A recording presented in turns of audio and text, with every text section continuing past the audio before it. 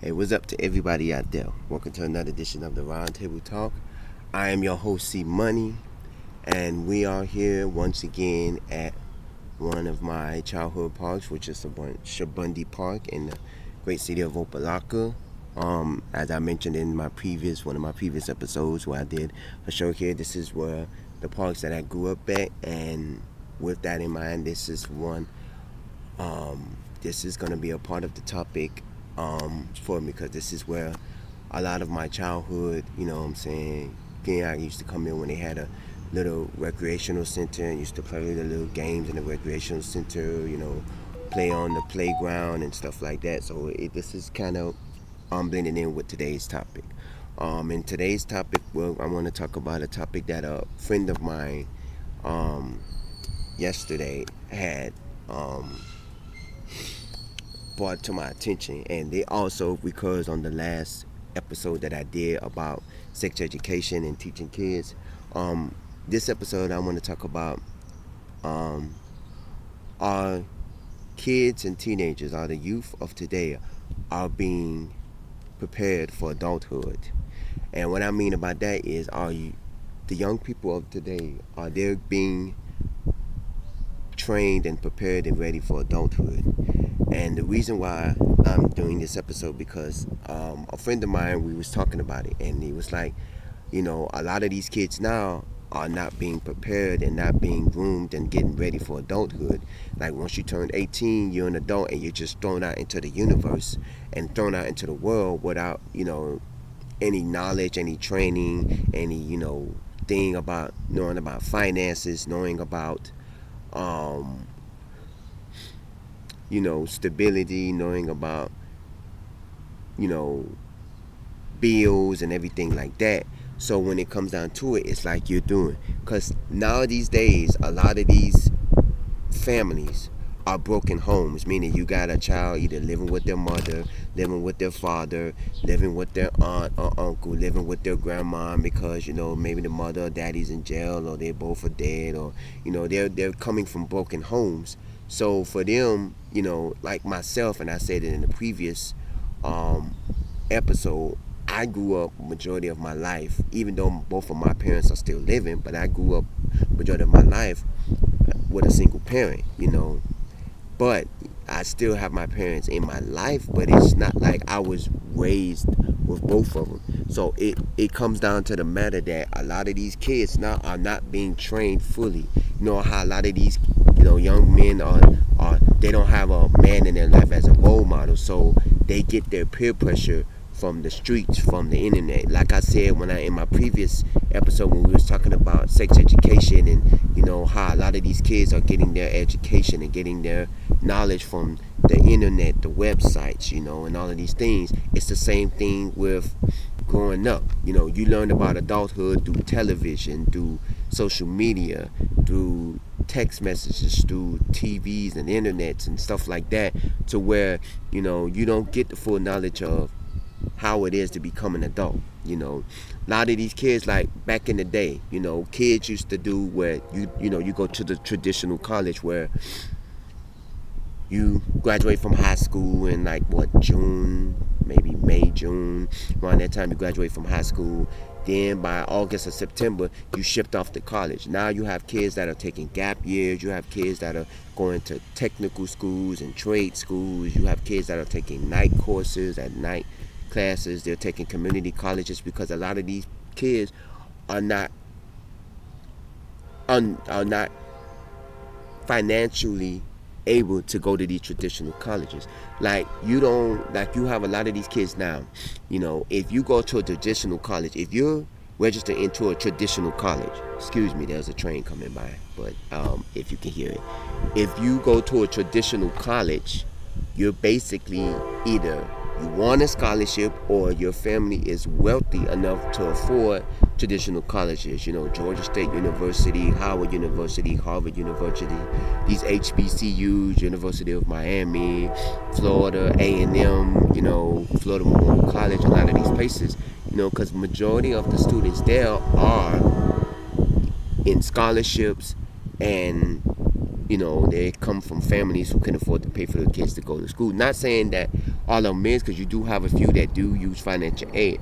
But with that in mind, it is really hard for kids who are on financial aid. That's why a lot of kids go to community colleges and go to technical colleges and trade schools, because it's more better for them. Number one, it's quicker because you get to learn a skill and a trade, and you get to learn a career within less time than going to a school.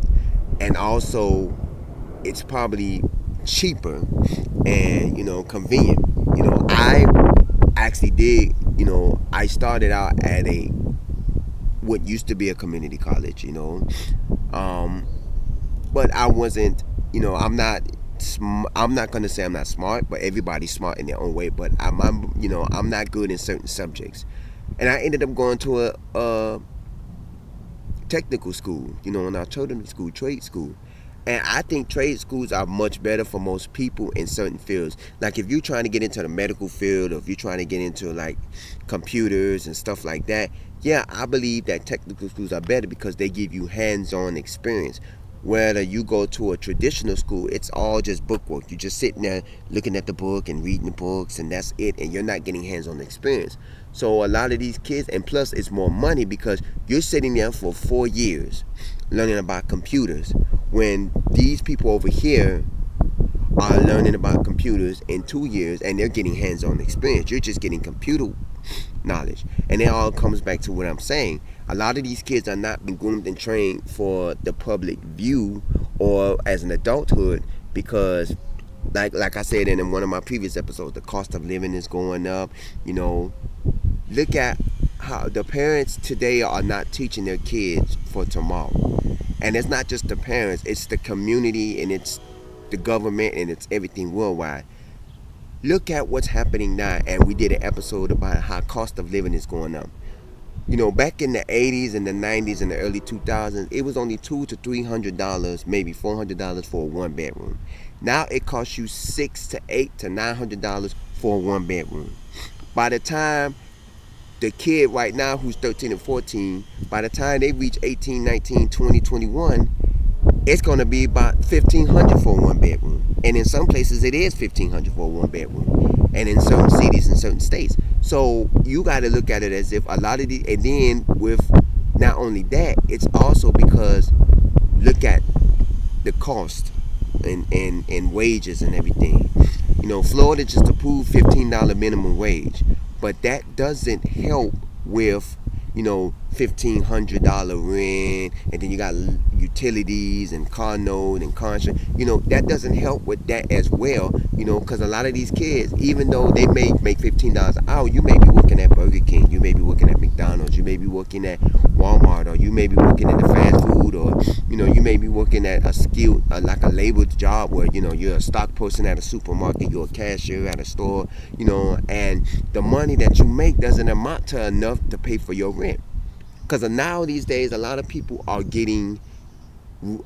have roommates and are living with either their family, or they have a roommate, or they're getting into financial relationships, meaning they're getting into a relationship for financial stability and stuff like that. So I look at it as if a lot of these kids now don't know, coming that's going up, they're not going to know 10, 5, 10, 15 years from now what it is to feel like an adult. And a friend of mine, when we was talking about it, was like, yeah, because they wasn't grouped and groomed and prepared for their life. No, a lot of these parents don't teach their kid about budgeting money, about saving money, about this is how you could do. You get $100 on your paycheck, you put $10 or $15 up, you spend 25 to 30 on food, and then you have an extra 20 or so for they don't know how to break down your money to where, okay, this is your money for your bills, this is your money for what I'm saying, groceries, this is your money for your have left over, this is the money you put up, this is that.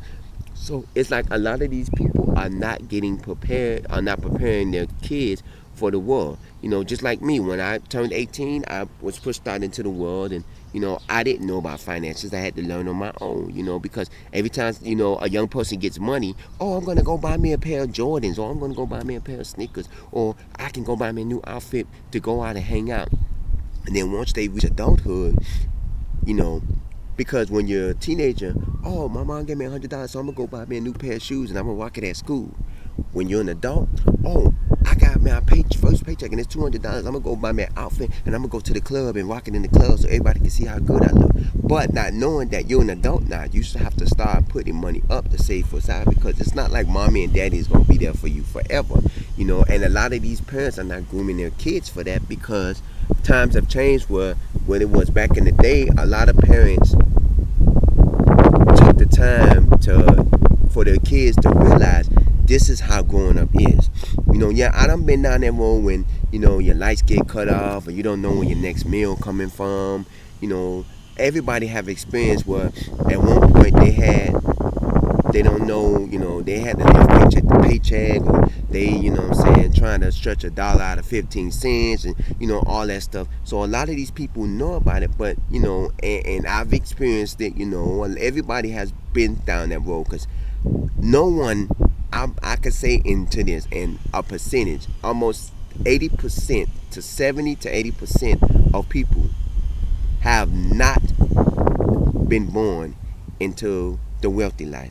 Yeah, you get a lot of people like the Kardashian kids and Beyonce's kids, and like a lot of these, you know, politicians that are, and presidents and government officials that, you got a lot of these people that come and they're coming into, you know, their kids are born into the wealthy life. But you have regular common people.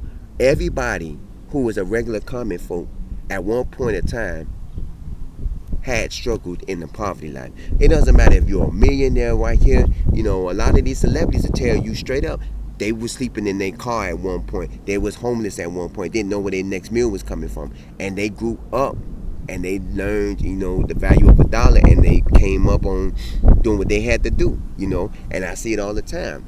But they had to learn on their own. You know, some of these people didn't have families to teach them how to the value of a dollar. Some of these people didn't have, you know, coaches and stuff to say, okay, you know, they didn't go to these money marketing classes. You know, now they have these seminars where you can make money and flip it and doing all this stuff.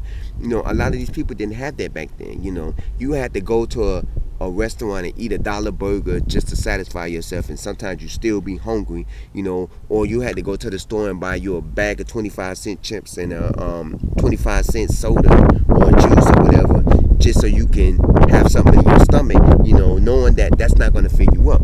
So what it is that a lot of these people now, a lot of these kids today are not being groomed for what tomorrow brings them. Because today the rent is $900 or $800 for one bedroom. Tomorrow it's going to be $1,000, $12,000, $1,200 or whatever dollars a month. You know, and then as the years go by, you know, the cost of living is going to go up. You know, and then, you know, you got a lot of these kids now. Their families, most of these kids have parents that are on Section 8, that are on government assistance, whether it's food stamps or whatever it is, to the point that their families are struggling now. So when they grow up, they're going to be struggling as well, because you can only imagine how many families are struggling now because, number one, because of COVID, a lot of people lost a lot of jobs and they lost a lot of money. And then you have where jobs are not paying as much as they're supposed to, and the cost of living is going up.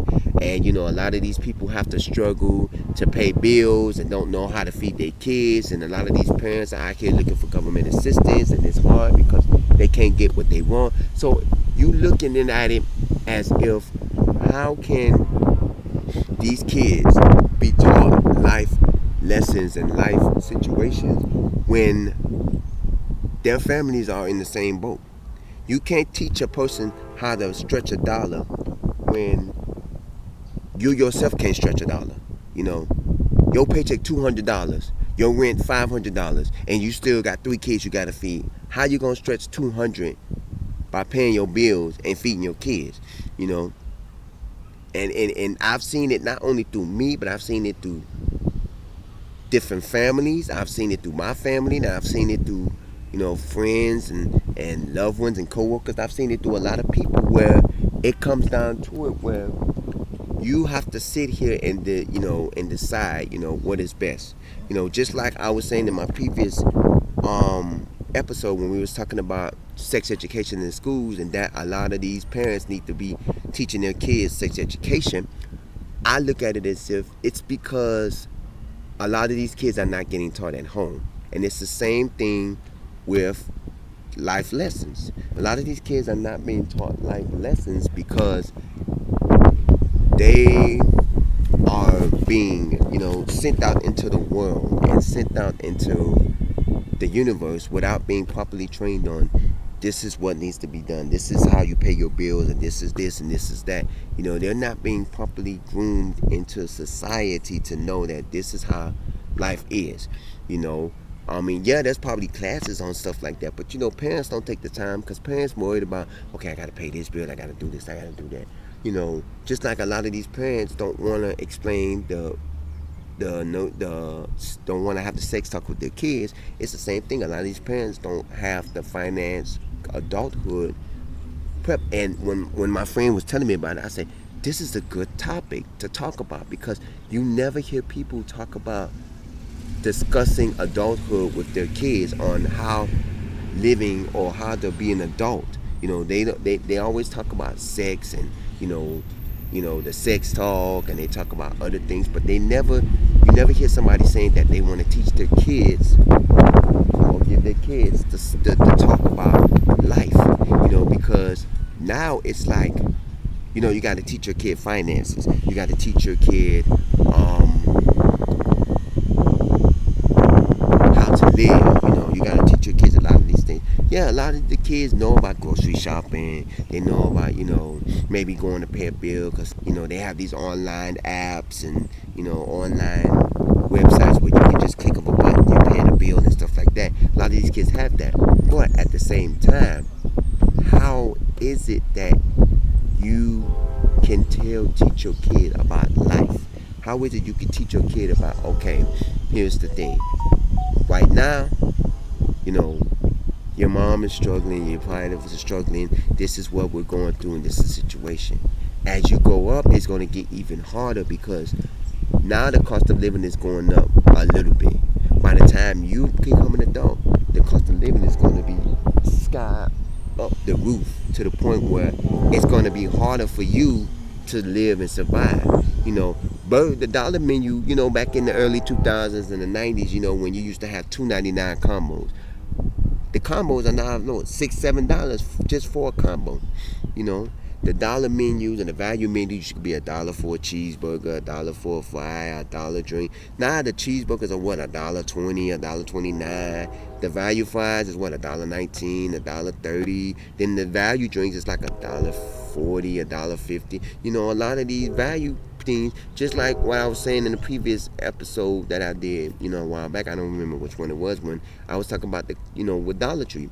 Dollar Tree was a dollar store that used to be $1. Now they went up $1.25, and a lot of people went crazy about it. I say you can't possibly think that all value stores or stores that was $1. See, even the 99-cent stores, they don't call them 99-cent stores no more. They call them 99 cents and up, meaning that like Family Dollar.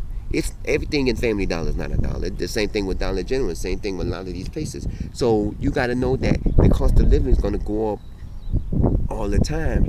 Because remember back in the day when you used to go to the corner store, you can get a bag of chips, juice, and a snack for maybe $1. You get a 25-cent bag of chips, a 25-cent juice. You know what I'm saying? A 25-cent little sweet, like a little sweet thing or something like that. You used to, for $1, you had a snack thing. But now these days, the chips are not 25 cents no more. The juices are not 25 cents no more. You got these where these prices are going up. So it's to the point where a lot of back in about 5 or 10 years, and even though with that we was talking about Social Security, and a lot of people said, look at what Social Security is doing now. Now, when you're paying Social Security out of your, when you pay taxes and you're paying Social Security tax, that Social Security tax is supposed to be Social Security for you for when you retire. But since it's so many people on Social Security, we're actually paying Social Security for other people. Yes, it's probably being documented on how much money you're putting into Social Security, so when you do retire, that money adds up. But your Social Security is paying for somebody else. The Social Security that's coming out of your paycheck is supposed to be your nesting money, so when you retire, you get that back. But as we are paying Social Security every time we get paid, we're paying for this person's Social Security, that person's Social Security. You got so many people on Social Security and disability now to the point where we're paying for other people's Social Security. And there's a saying, which it may or may not be true, like 10 to 20, 30 years from now, there isn't going to be no Social Security. They trying to get rid of Social Security. Why? Because it's money. And like I said, a lot of these, they're trying to, and every year the retirement age was going up. When my mom first retired, because my mom is an elderly woman, when she retired, because she got sick while working, and my mom still wanted to work, because my mom was one of the people that she didn't want to stop working. They told my mom, you're past the retirement age, and you're still working. So for her, it was like, and a lot of these people, they have to work until, the retirement age is probably in the 70s now, because at one point, it was in the 60s. Now it's probably in the 70s, because they're making people work longer now, because they don't want to have to dish out more Social Security. And it's sad, because by the time the young kids of today, by 10, 20 years from now, it's going to be harder for them, because the cost of living is going to skyrocket. Even now, Social Security doesn't pay everybody bills. It's a lot of people out here that get Social Security and still is struggling. There are people out here that get Social Security and they have to take on jobs just to make ends meet with their bills. And I see a lot of them. There are some people at my job that are like that. There are some people, that are out here now that can't afford to live, because Social Security only paid them $700-800 a month. And then if your rent $500-600 and Social Security only pay, you ain't got enough money to survive. Let's do the math. Your Social Security pays you $900 a month. Your rent is $700 a month. You only have $200 to spend. You don't need you have light bill, maybe water bill. If you have a car, you have a car note. Even if you don't have a car note, you have car insurance, and you also have groceries. And all of that is not going to cover $200. It's not going to be covered in $200. And then you need a little nesting emergency money to back you up. So how are you going to survive when you're only making a certain amount of money every month? So now a lot of these people have to go back into the work field to make a couple of dollars. I've seen people that say, yeah, they retired from their career of being a doctor or a bus driver or whatever the case may be, but the money that they get, it doesn't help them pay their bills, And there's people that say they retire from being a bus driver, they retire from being a daycare worker, or they retire from being a manager here or this and that or whatever. But at the end of the day, you look at it as if, where is the logic in it? Where is anything behind it? Because at the end of the day, it's because life, changes throughout the years. And in the previous message I was talking about, I talked about how they was protesting the cost of living and everything, and how they was protesting. A lot of these people are paying tomorrow's rent prices for yesterday apartments that looked like apartments that was built in the 1930s and the 1990s and the 1980s, and like a lot of these buildings are patching up their apartments and stuff. So for a lot of these kids that are growing up, they don't know the financial aspect of life. They don't know the financial prospects, or they don't know about learning about the growth of being groomed into society. Once you turn 18, you're out the door. Once you turn 19, 21, you're out the door. Because a lot of kids today is, you still have some kids, and then a lot of people look at it and say, oh, you still live with your family, or you still live with your parents, because look at what's going around in the world today. A lot of these kids can't survive on their own right now. I see people running back to their families and running back to family members for, saying, I gotta live with my cousin for a minute, or I gotta live with, Lil Nas X was a perfect example when he said, before he became famous, he was sleeping on his sister's couch. in Atlanta, and a lot of these people was hard times. A lot of these people, a lot of these celebrities say, "Hey, I was sleeping on the, I was homeless." I knew a lot of people. I knew some people that was homeless and that had to come up out of being homeless. I knew people that didn't have nowhere to go and they were squatters and in certain places and stuff like that. You got to look at it how it comes to life, and you got to look at it how it comes to certain things. You know, this is life, and this is how it is. And people are not trained, and not taught, and they are not groomed for adulthood. You know, and I want to know, what do y'all think about this? Do y'all think that